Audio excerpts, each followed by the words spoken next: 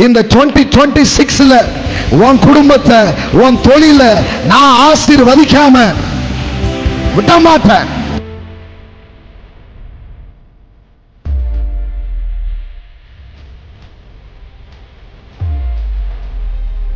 பாருங்க, வேதவசனம் சொல்லுகிறது, அவர் உங்கள் பொல்லாங்கில் இருந்து விலக்கி உங்களை ஆசீர்வதிக்கும்படி தேவன் தம்முடைய பிள்ளையாகிய இயேசுவை எழுப்பி முதலாவது உங்களிடத்திற்கு அவரை அனுப்பினார்.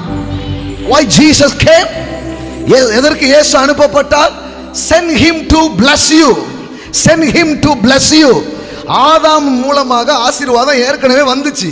ஆனா ஆதாம் கீழ்ப்படியாம போனதுனால இந்த உலகத்துக்குள்ள பாவமும் சாவும் வந்து உலகமே கெட்டு போயிடுச்சு. கடவுள் பார்த்தாரு, எப்பா ஒரு ஆள் மூலமா உலகமே கெட்டு போயிடுச்சு, சரி நான் இரண்டாவது ஒரு ஆதாம் அனுப்புறேன்.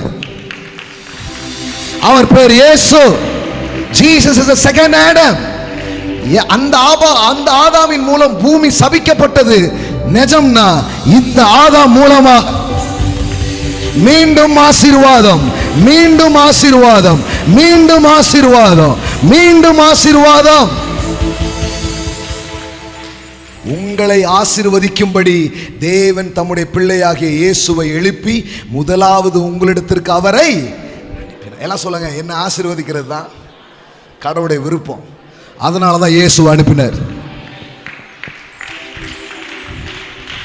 ஆசீர்வாத பிரசங்கம்ன்றது வேதத்துக்கு புறமான பிரசங்கம் கிடையாது. ஆசீர்வாதத்தை மட்டும் எடுத்துட்டீங்கன்னா பைபிள் இருந்து நீங்க பிரசங்கம் பண்ணதுக்கு ஒண்ணுமே கிடையாது. ஏன்னா is book is a book of blessing. It's full of blessings. ஒன்றை குறித்து நல்லதாய் பேசுறது. ஒருத்தர் சோர்வா இருக்கானா நீ தைரியமா மாறுவ.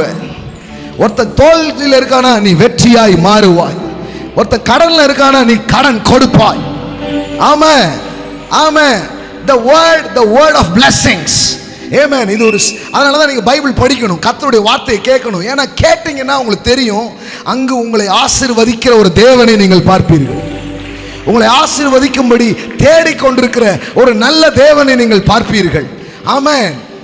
நம்ம இது தெரியலன்னா சிலர் ஆசீர்வாதத்துக்காக போராடணும். யாக்கோபு ஆசீர்வாதத்துக்காக போராடுறான். என்ன சொல்றான்?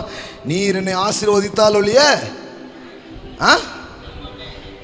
ஆனா அவன் தாத்தா ஆபிரகாமுக்கு சொன்னதை படிக்கலன்னு நினைக்கிறேன். ஆபிரகாமை பார்த்து கடவுள் சொல்றாரு, நான் உன்னை ஆசீர்வதிக்காம உன்னை விட மாட்டேன்.